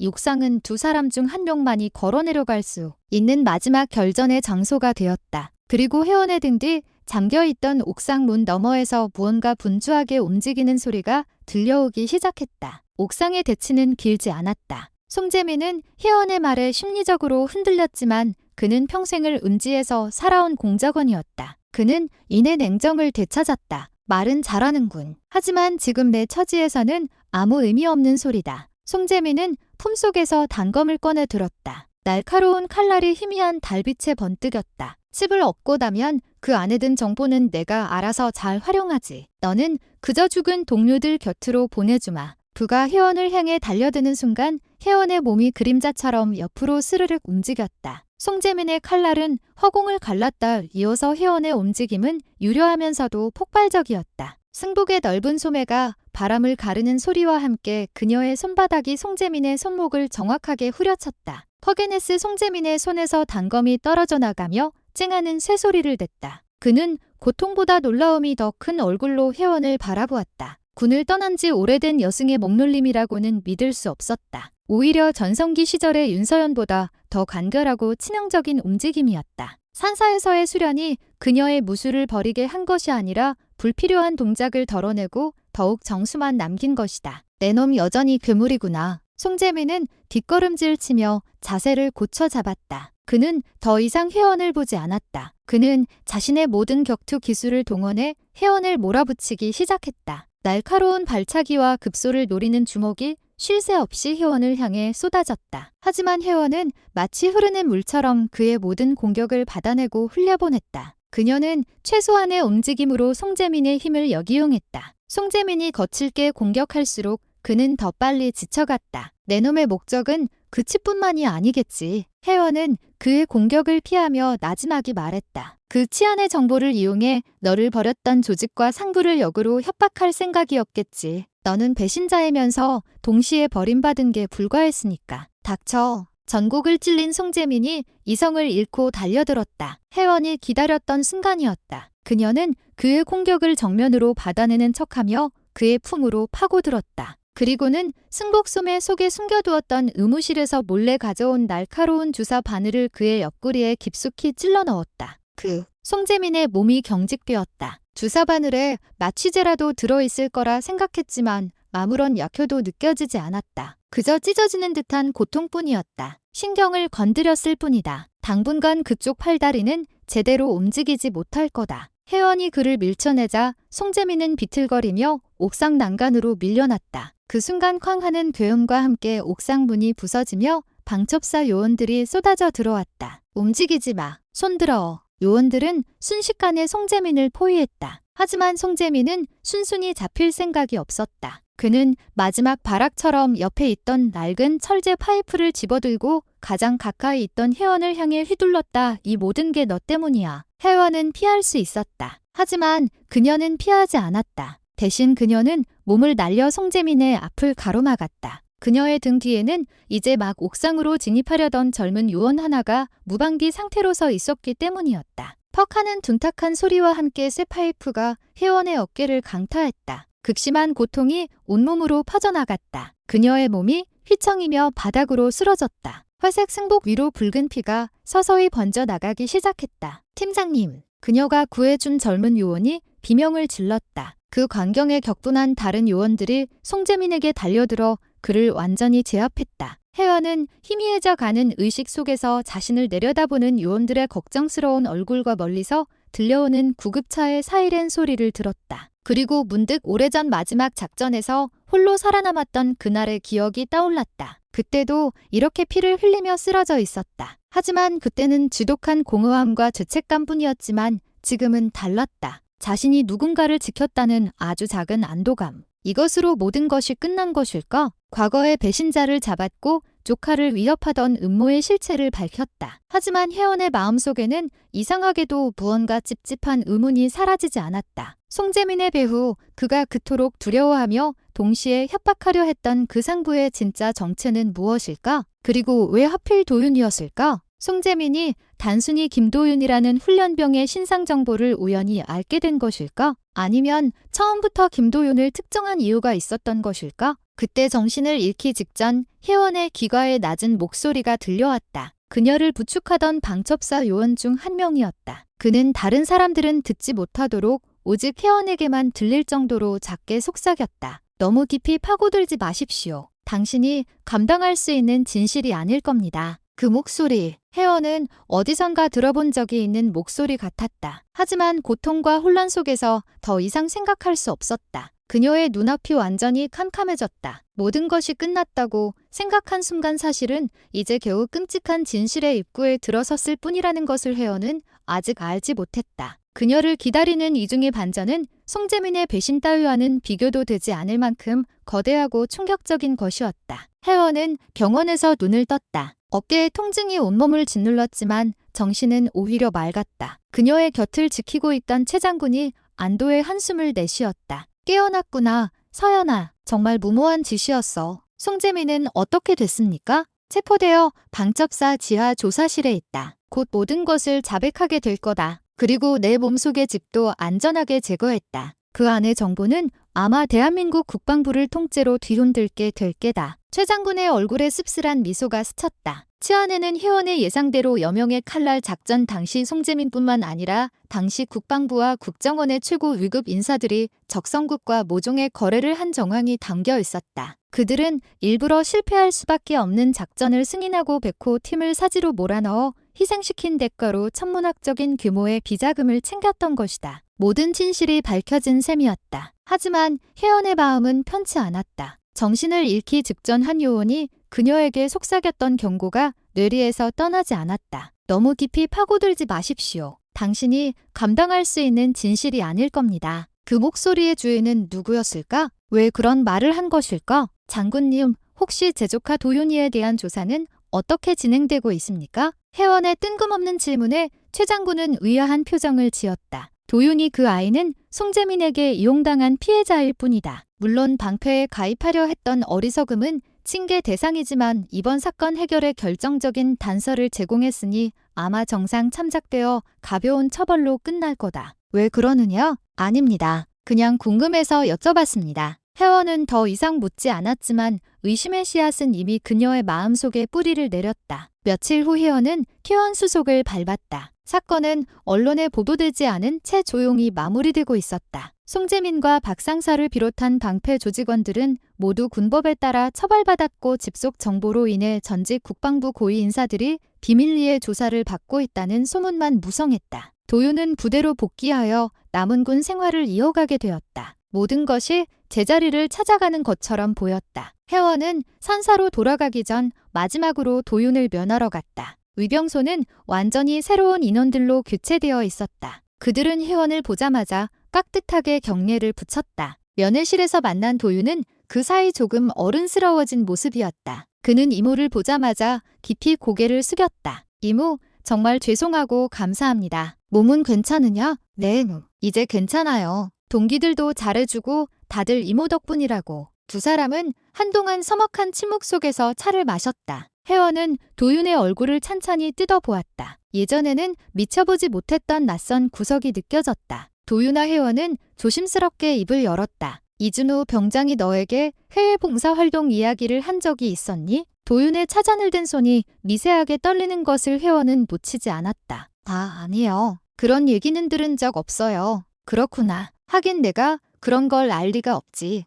혜원은 더 캐묻지 않았다. 하지만 그녀의 의심은 확신으로 변해가고 있었다. 도윤은 거짓말을 하고 있었다. 면을 마치고 돌아가는 길 혜원은 한정훈에게 다시 한번 전화를 걸었다. 나일세 한 가지만 더 확인해주게. 내 조카 김도윤. 그 아이의 과거 행적을 전부 조사해줘. 아주 사소한 것이라도 조언이 빠짐없이. 팀장님, 이제 그만하시죠. 사건은 다 끝났지 않습니까? 조카분은 그냥 피해자일 뿐입니다. 한정훈의 목소리에는 만류하는 기색이 역력했다. 부탁하네. 그냥 내 마음속의 의심을 없애고 싶을 뿐이야. 혜원의 고집을 꺾을 수 없다는 것을 한정훈은 마지못해 그녀의 부탁을 들어주기로 했다. 며칠 뒤 혜원은 산사에서 한정훈의 연락을 받았다. 그의 목소리는 무겁게 가라앉아 있었다. 팀장님, 아무래도 직접 만나서 말씀드려야 할 것 같습니다. 그날 오후 혜원은 10년 만에 처음으로 속세의 옷을 입었다. 그리고 한정훈과 약속한 차집으로 향했다. 한정훈은 그녀 앞에 파일 하나를 내려놓았다. 김도윤에 대한 조사 보고서였다. 김도윤 군등학교 시절에 학교폭력 가해자로 여러 차례 징계를 받은 기록이 있습니다. 하지만 부모의 탄원으로 번번번이 가벼운 처분으로 끝났죠. 그리고 한정훈은 잠시 말을 멈췄다가 충격적인 사실을 털어놓았다. 이준호 병장의 동생 군에서 스스로 목숨을 끊었다는 그 동생 말입니다. 김도윤 군과 같은 고등학교 동창이었습니다. 그리고 학교 폭력의 주된 피해자였습니다. 이 병장의 동생을 가장 심하게 괴롭혔던 학생이 바로 김도윤 군이었습니다. 순간 혜원의 세상이 무너져 내리는 듯했다. 모든 조각이 이제야 맞춰졌다. 이 병장이 유독 도윤을 잔인하게 괴롭혔던 이후 그것은 단순한 군기 잡기나 조직의 시험이 아니었다. 그것은 자신의 동생을 죽음으로 몰고 간수에 대한 처절하고 계획적인 복수였다. 이병장은 송재민에게 포섭된 것이 아니었다. 오히려 그가 먼저 송재민에게 접근했을 가능성이 높았다. 동생의 복수를 위해 그는 송재민의 스파이 활동을 돕는 척하면서 자신의 복수를 위한 무대를 만들고 있었던 것이다. 그렇다면 이 사건의 시작은 송재민의 음모도 방패의 비리도 아니었다. 모든 것의 시작은 바로 자신의 조카 김도윤의 죄악이었다. 혜원의 입에서 낮은 신음이 터져나왔다. 이것이 바로 이중의 반전이었다. 그녀는 조카를 지키기 위해 거대한 악과 맞서 싸웠다고 생각했다. 하지만 진실은 그녀가 지키려 했던 조카가 바로 모든 비극의 씨앗을 뿌린 가장 첫 번째 가해자였다는 것. 그녀가 행한 모든 일은 결국 악을 처단한 정의의 심판이 아니라 또 다른 악을 덮어주는 기한 행위에 불과했을지도 모른다. 너무 깊이 파고들지 마십시오. 당신이 감당할 수 있는 진실이 아닐 겁니다. 이제야 그 경고의 의미를 알 것 같았다. 진실은 때로 구원보다 더 잔인한 법이었다. 혜원은 떨리는 손으로 차잔을 들어올렸다. 차잔에 비친 자신의 얼굴이 낯설 때만 느껴졌다. 혜원은 며칠 동안 산사 자신의 방에서 두문불출했다. 한정훈이 건네 보고서의 내용이 머릿속을 떠나지 않고 맴돌았다. 조카 도윤이 학교 폭력의 가해자였고 그 피해자가 바로 이병장의 동생이었다는 진실. 그 진실은 그녀가 쌓아올린 모든 신념과 행동의 의미를 뿌리부터 뒤흔들었다. 그녀가 위병소에서 목격했던 광경이 다시 떠올랐다. 이병장이 도윤에게 가했던 모욕과 폭력. 그때 그녀는 그것을 힘있는 자가 약한 자에게 가하는 부당한 억압이라고만 생각했다. 하지만 이제와 돌이켜보니 그것은 동생을 잃은 자가 원수를 향해 터뜨리는 절규에 가까운 복수였다. 이병장은 왜 진실을 말하지 않았을까? 헌병대 조사에서 그리고 자신과의 독대에서 그는 왜 도윤과의 악연에 대해 한마디도 꺼내지 않았을까? 아마도 그는 군법의 심판이 아니라 자신만의 방식으로 복수를 완성하고 싶었을 것이다. 도윤을 방패에 끌어들여 군사기밀 유출이라는 더 큰 범죄의 공범으로 만들고 사회적으로 완전히 매장시키려 했던 것이 그의 진짜 계획이었을지도 모른다. 그리고 혜원 자신의 등장은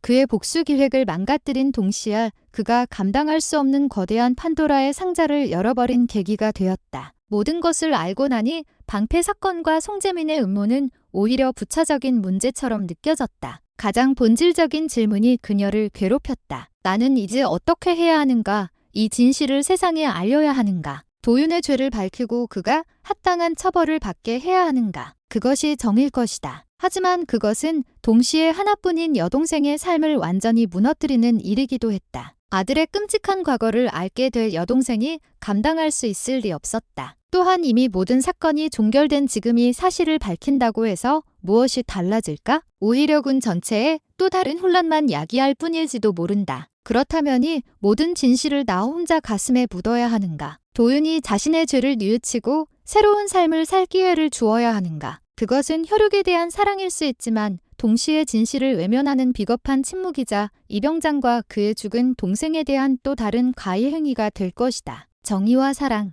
진실과 침묵. 혜원은 그 양극단 사이에서 길을 잃었다. 며칠 밤낮으로 이어진 고뇌 끝에 그녀는 결심했다. 그녀는 먼저 수감 중인 이준호를 찾아갔다. 면회실의 유리벽을 사이에 두고 마주 앉은 이병장은 이전보다 수척해졌지만 눈빛은 오히려 평온해 보였다. 왜 말하지 않았나? 혜원의 첫마디에 이병장은 말없이 그녀를 쳐다볼 뿐이었다. 자네 동생과 내 조카 사이에 있었던 일. 왜 모든 조사가 끝날 때까지 침묵했지? 이병장은 희미하게 웃었다. 스님께서 모든 것을 알아내실 줄 알았습니다. 아니 언젠가는 알아내시길 바랐습니다. 이유를 듣고 싶네. 제가 그 사실을 먼저 밝혔다면 사람들은 제 모든 행동을 그저 사적인 복수심 때문이라고 생각했을 겁니다. 제가 방패와 송재민에 대해 폭로한 진실의 무게가 가벼워질 수도 있었겠죠. 저는 제 동생의 복수도 중요했지만이 썩어빠진 군대를 바꾸는 것도 그 못지않게 중요하다고 생각했습니다. 그리고 스님이라면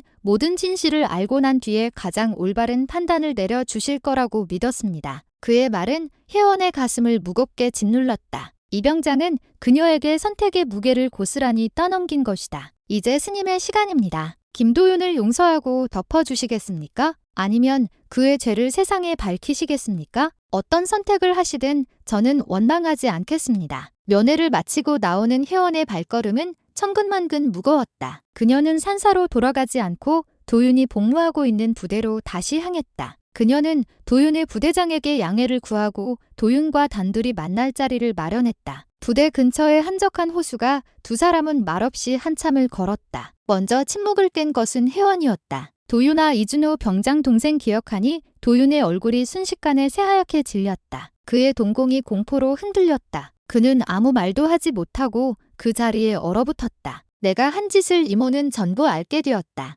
혜원의 목소리는 차분했지만 그 안에는 깊은 슬픔이 담겨 있었다. 도윤의 다리가 풀썩 꺾였다. 그는 그 자리에 주저앉아 땅바닥을 치며 오열하기 시작했다. 그것은 변명이나 거짓이 섞이지 않은 순수한 후회와 죄책감의 눈물이었다. 죄송해요, 이모. 죄송해요. 제가 죽일 놈이에요. 너무 무서워서 아무 말도 못했어요. 이 병장님이 저를 알아봤을 때 저는 모든 게 끝났다고 생각했어요. 매일 밤 동생의 얼굴이 꿈에 나타나 저를 괴롭혔어요. 그래서 저도 모르게 방패 같은 곳에라도 들어가서 강해지고 싶었던 거예요. 어떻게든 살아남고 싶어서 그는 울음 섞인 목소리로 지난날의 과오를 모두 털어놓았다. 철없던 시절 힘을 과시하고 싶어 약한 친구를 괴롭혔던 어리석음. 그것이 한 사람을 죽음으로 몰고 갈 것이라고는 상상조차 하지 못했던 무지함. 그리고 진실이 밝혀질까 두려워 평생을 죄책감 속에서 살아온 비겁함까지. 혜원은 주저앉아 오는 조카를 그저 말없이 내려다 보았다. 그녀의 마음속에서 기나긴 갈등이 마침내 끝을 맺고 있었다. 그녀는 자신이 무엇을 해야 할지 마침내 결정을 내렸다. 그녀의 선택은 정의와 사랑 중 어느 하나를 택하는 것이 아니었다. 또한 진실과 침묵 사이에서 하나를 고르는 것도 아니었다. 그것은 그 모든 것을 끌어안고 가장 고통스럽지만 유일하게 올바른 길을 걸어가는 것이었다. 일어서거라, 도윤아. 혜원의 목소리에 도윤은 천천히 고개를 들었다. 눈물과 콧물로 범벅이 된 얼굴은 부끄러움과 두려움으로 가득 차 있었다. 내 죄는 내가 직접 책임져야 한다. 누구도 대신해 줄 수 없어. 도윤의 어깨가 다시 움츠어들었다. 그는 이모가 자신을 법의 심판대에 세울 것이라 생각했다. 하지만 법의 처벌만이 유일한 속죄의 방법은 아니다. 진정한 속죄는 내가 저지른 잘못의 무게를 평생 잊지 않고 그것을 갚기 위해 살아가는 것이다. 혜원은 도윤의 눈을 똑바로 바라보며 말했다. 너는 지금부터 내가 시키는 대로 해야 한다. 이것은 이모로서의 마지막 부탁이자 내가 한 인간으로서 다시 태어날 수 있는 유일한 기회다. 다음날 혜원은 최 장군에게 연락했다. 그녀는 자신이 알게 된 모든 진실을 털어놓았다. 김도윤과 이 병장 동생의 관계, 그리고 이 병장의 진짜 복수 계획까지 모든 것을 들은 최 장군은 한동안 말을 잇지 못했다. 그래서 자네는 어떻게 할 생각인가? 서연아, 김도윤 일병을 군 검찰에 넘길 생각인가? 아닙니다. 장군님, 그 아이에게는 법의 심판보다 더 무거운 벌을 내리고자 합니다. 혜원은 자신의 계획을 설명했다. 그녀의 계획을 들은 최 장군은 깊은 한숨을 내쉬었다. 그것은 너무나 가혹하고 동시에 너무나 자비로운 방법이었다. 며칠 후군 교도소에 수감된 이준호 병장에게 특별 면허의 신청이 들어왔다. 면허의실에 나타난 사람은 뜻밖에도 김도윤이었다. 두 사람은 아무 말 없이 유리벽을 사이에 두고 서로를 마주보았다. 먼저 입을 연 것은 도윤이었다. 그는 자리에서 일어나 이 병장을 향해 허리를 깊이 숙였다. 죄송합니다. 정말 죄송합니다. 병장님. 그리고 당신의 동생에게도 정말 미안합니다. 도윤은 떨리는 목소리로 고등학교 시절 자신이 저질렀던 모든 잘못을 고백했다. 그리고 그 일로 인해 이 병장과 그의 가족이 겪었을 고통에 대해 사죄했다. 그의 사과는 진심이었다. 이 병장은 아무 표정 없이 그의 고백을 끝까지 들었다. 너의 사과를 내 동생이 들었으면 좋겠군. 그의 짧은 한마디에 도윤은 다시 한번 눈물을 쏟았다. 저는 평생 당신의 동생에게 속죄하며 살겠습니다. 제 남은 군생활 동안 그리고 제대 후에도 당신과 당신의 가족을 위해 제가 할 수 있는 모든 것을 하겠습니다. 이것이 혜원이 내린 첫 번째 벌이었다. 도윤이 자신의 죄를 피해자인 이 병장 앞에서 직접 고백하고 용서를 구하게 하는 것. 그리고 평생 그 죄의 무게를 짊어지고 살아가게 하는 것. 그날 이후 도윤은 완전히 다른 사람이 되었다. 그는 부대 내에서 가장 힘들고 어려운 일을 도맡아 했고 휴가나 외박도 모두 반납한 채 오직 복무에만 전념했다. 그리고 매달 월급이 나오면 그 돈을 모두 모아 이 병장의 가족에게 익명으로 송금했다. 혜원의 두 번째 계획은 최 장군의 도움을 통해 이루어졌다. 그녀는 송재민의 배후에 있던 국방부 고위 인사들의 비리 자료, 즉 자신의 몸에서 빼낸 칩 정보를 언론에 흘리는 대신 그들과의 협상 카드로 사용했다. 그녀가 요구한 것은 단 하나였다. 이준호 병장의 가명. 이 병장이 저지른 죄는 분명했지만 그가 군 내부의 거대한 비리를 밝히는데 결정적인 역할을 한 점, 그리고 그가 겪은 개인적인 비극을 참작해 달라는 것이었다. 부패한 고위 인사들은 자신들의 치부가 드러나는 것을 막기 위해 혜원의 요구를 들어줄 수밖에 없었다. 결국 이 병장은 이례적으로 감명을 받아 몇 년 후 출소할 수 있게 되었다. 시간이 흘렀다. 도윤은 무사히 군 복무를 마쳤다. 제대한 그가 가장 먼저 찾아간 곳은 이 병장의 집이었다. 그는 이 병장의 부모님 앞에 무릎을 꿇고 모든 것을 고백하며 용서를 구했다. 아들의 죽음의 진실을 알게 된 노부부는 오열했지만 이미 모든 것을 용서하기로 마음먹은 아들의 뜻을 따라 도윤을 힘겹게 받아들였다. 그 후로도 도윤은 평생에 걸쳐 그들을 보살폈다. 그는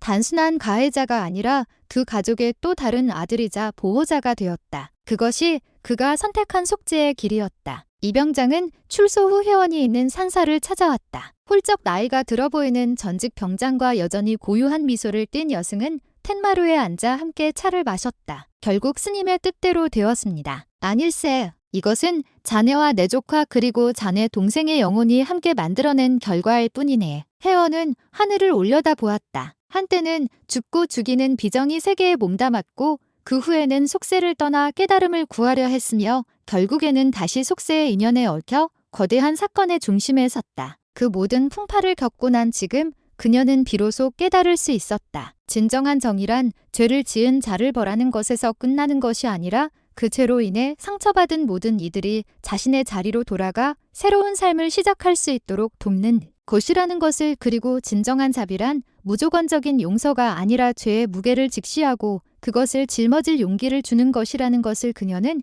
가해자와 피해자 복수와 용서, 정의와 사랑이라는 이분법의 경계를 넘어 모든 것을 끌어안는 더 큰 길을 찾아낸 사건이 완전히 마무리된 후 혜원은 최 장군의 초대를 받아 그의 집무실을 찾았다. 창밖으로 군부대의 전경이 넓게 펼쳐져 있었다. 최 장군은 혜원에게 간내린 따뜻한 차를 건네며 말했다. 자네 덕분에 군의 아주 큰 암덩어리를 돌려낼 수 있었네. 자네가 아니었다면 그 추악한 진실은 영원히 묻었을 거요. 정말 고맙다는 말밖에 할 말이 없구나. 저 혼자 한 일이 아닙니다. 장군님의 결단이 없었다면 불가능했을 겁니다. 두 사람은 잠시 말없이 차를 마셨다. 최 장군은 무언가 결심한 듯 서랍에서 작은 상자 하나를 꺼내 혜원의 앞에 놓았다. 이것을 자네에게 돌려주고 싶었네. 상자 안에는 혜원의 몸에서 제거했던 작은 마이크로칩이 들어있었다. 이제는 아무 기능도 하지 못하는 작은 금속 조각에 불과했다. 그 안의 정보는 모두 배업하여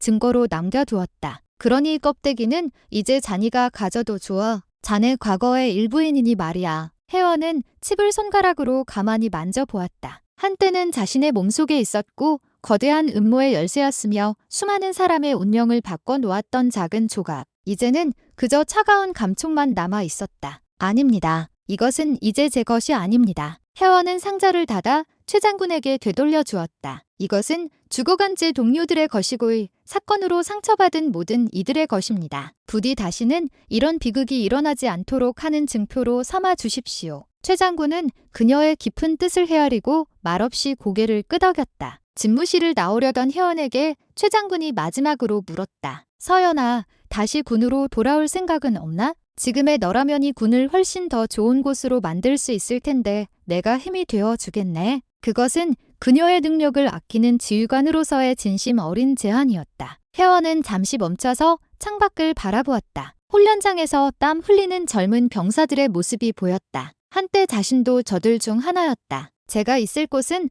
저곳이 아닙니다. 장군님. 그녀는 돌아보며 옅은 미소를 지었다. 저는 이미 제 길을 찾았습니다. 총을 드는 것보다 목탁을 잡고 기도하는 것이 세상을 구하는 더 나은 방법일 수 있다는 것을 이제는 조금 알 것 같습니다. 그녀의 눈빛은 그 어느 때보다 평온하고 단단해 보였다. 최 장군과 헤어진 혜원은 부대 정문을 나섰다. 처음 이곳에 왔을 때와는 모든 것이 달라져 있었다. 그녀는 이제 단순한 조카의 이모가 아니었고 위병소를 지키는 병사들의 눈빛에도 존경심이 가득했다. 그녀는 버스를 타기 전 무심코 자신의 쇄골을 얼루만졌다. 피부 위에는 이제 아무런 흔적도 남아있지 않았다. 문신을 새겼던 흉터는 희미했고 그 아래에 박혀있던 마이크로칩도 사라졌다. 물리적인 표식은 모두 지워진 것이다. 하지만 혜원은 알고 있었다. 진짜 문신은 피부가 아니라 마음속에 새겨지는 것이라는 것을. 백호의 팀장으로서 조국에 충성했던 기억, 동료를 잃은 아픔과 배신에 대한 분노, 조카의 죄를 마주해야 했던 고통, 그리고 마침내 용서와 화해의 길을 찾아낸 순간까지 그 모든 기억과 감정들이 그녀의 영혼에 지워지지 않는 문신처럼 새겨져 있었다. 그것은 더 이상 과거의 영광이나 상처의 흔적이 아니었다. 그것은 그녀가 누구이며 어떻게 살아가야 하는지를 일깨워주는 삶의 이정표였다. 산사로 돌아가는 버스 창밖으로 풍경들이 빠르게 스쳐 지나갔다. 혜원은 조용히 눈을 감았다. 그녀의 마음은 비워진 것이 아니라 더 크고 깊은 것들로 가득 채워져 있었다. 세상의 모든 아픔과 슬픔을 끌어안고 그것을 위해 기도할 수 있는 마음. 그녀는 이제 온전한 혜원이 되었다. 산사로 돌아온 혜원의 일상은 이전과 같았다. 새벽에 일어나 예불을 드리고 밭을 깔고 경전을 읽었다. 하지만 그녀를 둘러싼 공기는 미묘하게 달라져 있었다. 사찰의 다른 스님들과 신도들은 그녀가 겪은 일을 어렴풋이 전해 들었지만 누구도 감히 그것에 대해 묻지 않았다. 그들은 그저 깊은 수행 끝에 큰 깨달음을 얻고 돌아온 수행자를 대하되 그녀를 더욱 존경하고 따를 뿐이었다. 어느 맑은 가을날 혜원은 홀로 서해를 하고 있었다. 그녀의 붓은 막힘없이 화선지 위를 나아갔다. 그녀가 쓴 글자는 멸목 먹물을 지운다는 뜻이었다. 그때 주지 스님이 조용히 그녀의 곁으로 다가왔다. 그는 혜원이 쓴 글씨를 한참 동안 말없이 내려다 보다가 나지막이 물었다. 무엇을 지우고자 하는가? 혜원 스님. 혜원은 붓을 내려놓고 창밖에 바라보며 담담하게 대답했다. 제 몸에 새겨졌던 먹물은 이미 사라졌습니다. 하지만 제 마음속에 남은 먹물은 아직 지워야 할 것이 많습니다. 그녀가 말하는 마음의 먹물이란 과거의 기억이나 상처만을 의미하는 것이 아니었다. 그것은 세상을 선과 악, 옳고 그름 피하로 나누어 보던 자신의 굳어진 생각 즉 분별심이었다. 그녀는 군인 시절 적과 아군을 나누는 세상에서 살았다. 스님이 된 후에는 속세와 출가를 나누는 세상에서 살았다. 하지만 이번 사건을 겪으며 그녀는 깨달았다. 세상은 결코 그렇게 단순하게 나눌 수 없다는 것을. 가해자였던 이경장은 동시에 피해자였고 피해자라고 생각했던 조카 도윤은 최초의 가해자였다. 정의의 편에 섰다고 믿었던 자신은 결과적으로 혈육의 죄를 덮으려 한 평범한 인간에 불과했다. 모든 경계는 허물어졌고 그 속에서 모든 존재는 서로 복잡하게 얽혀 있었다. 완전히 지워낼 수는 없을 겁니다. 인간으로 태어난 이상 그 업의 흔적을 어찌 완전히 지울 수 있겠습니까? 주지 스님이 옅은 미소를 지으며 말했다. 다만 우리는 그 먹물이 더 이상 번지지 않도록 그리고 그 먹물 자국 위에도 새로운 그림을 그릴 수 있다는 것을 잊지 않으려 노력할 뿐이지. 혜원은 주지 스님의 말에 깊이 고개를 숙였다. 그의 겨울 첫눈이 내리던 날 혜원에게 편지 한 통이 도착했다. 군 교도소에 있는 이준호에게서 온 편지였다. 편지에는 교도소 내에서 기술을 배워 출소하면 새로운 삶을 살겠다는 다짐과 함께 짧은 감사의 인사가 적혀 있었다. 그리고 편지 마지막에는 뜻밖의 내용이 담겨 있었다. 얼마 전 동생의 오랜 친구였다는 사람에게서 편지를 받았습니다. 김도윤 일병이 보낸 것이었습니다. 그는 동생의 기마다 잊지 않고 찾아와 주었고 저희 부모님께도 아들처럼 잘해드리고 있다고 합니다. 동생의 죽음 이후 저희 가족에게서 웃음이 사라진 지 오래되었습니다. 하지만 이제는 조금씩 아주 조금씩 웃음을 되찾고 있습니다. 이 모든 것이 스님 덕분입니다. 부디 평안하십시오. 혜원은 편지를 가슴에 품고 조용히 눈물을 흘렸다. 그것은 슬픔의 눈물이 아니라 깊은 안도와 감사의 눈물이었다. 그녀가 시작했던 작은 파문이 상처 입은 영혼들을 치유하고 새로운 관계를 만들어내는 선한 순환을 이루어내고 있었다. 시간은 흘러 혜원은 산사에 존경받는 스승이 되었다. 그녀는 더 이상 과거의 윤서열을 숨기거나 부정하지 않았다. 오히려 그녀는 자신의 특별한 경험을 바탕으로 번뇌의 찬에게 더욱 깊은 위로와 지혜를 나누어 주었다. 군 복무 중인 아들 때문에 걱정하는 어머니에게는 누구보다 따뜻한 조언자가 되어 주었고 과거의 잘못으로 고통받는 이에게는 속죄와 새로운 삶의 길을 알려주는 등불이 되어 주었다. 그녀의 쇄골에는 이제 아무런 문신도 남아있지 않았다. 하지만 그녀를 아는 모든 사람들은 그녀의 삶 자체가 그 어떤 표식보다 더 강렬하고 선명한 사랑과 자비의 문신이라는 것을 알고 있었다. 어느 늦은 밤 예불을 마친 혜원은 법당루에 앉아 휘영청 밝은 달을 바라보고 있었다. 차가운 밤 공기 속에서 그녀는 자신의 어깨를 향해 나지막이 속삭였다. 이제는 편히 잠들 거라 나의 전우들.